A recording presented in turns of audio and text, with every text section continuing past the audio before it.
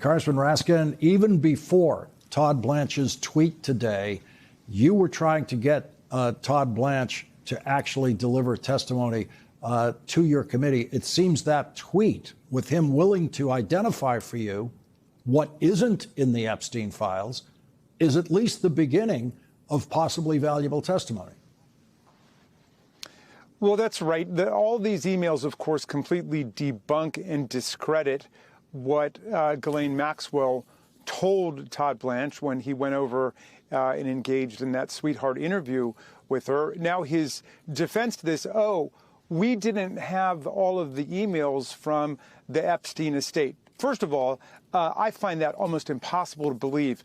If you look at the index of what was seized by the FBI, and includes 40 computers from Jeffrey Epstein, 26 storage drives, for a total of I think it's more than 300 gigabytes of material. So the idea that his emails weren't in there is ridiculous.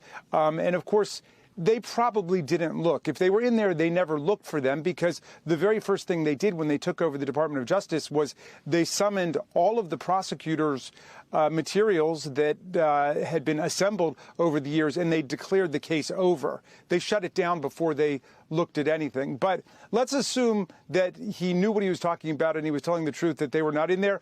Obviously, the thing to do now is to say, okay, we're going to have a second round of interviews with the witness here, with Ghislaine Maxwell, now that we have all of these emails that completely debunk and undermine what it was she was saying. But they're not going to make any movement in that direction, of course, because they just want the whole thing to go away. And all of it invites the question, in what capacity has he been acting? Is it as Donald Trump's personal criminal defense lawyer, or is it as the Deputy Attorney General of the United States, who's interested in protecting victims and future victims from a billion-dollar child sex predator ring that operates or operated or has operated all over the world?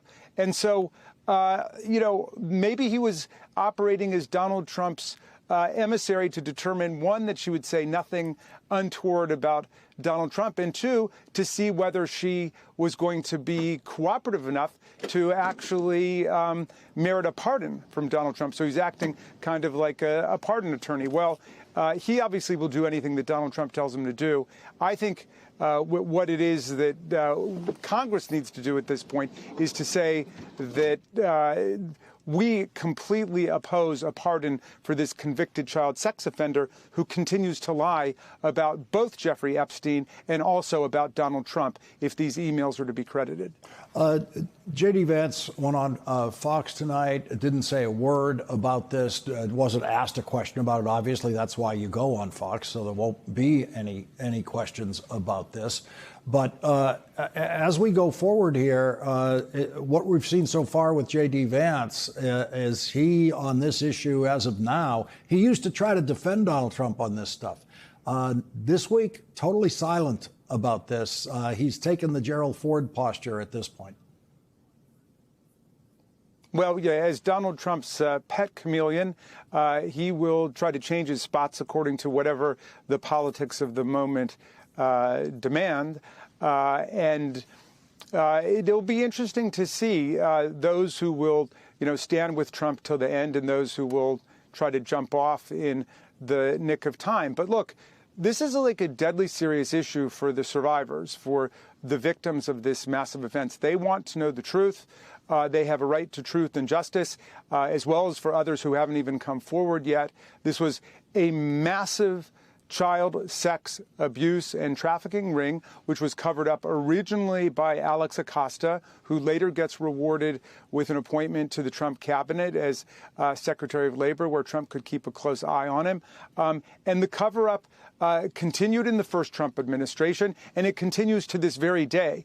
The same people who were pretending to call for immediate release of the whole Epstein file like Kash Patel, like Pam Bondi, are now totally in league with Donald Trump in trying to suppress the truth and the disclosure of all of these materials. But I think that we have a public momentum now and a political momentum in Congress that there's no turning back. These materials are going to come out and the truth will be known. Congressman Jamie Raskin, thank you very much for joining us tonight.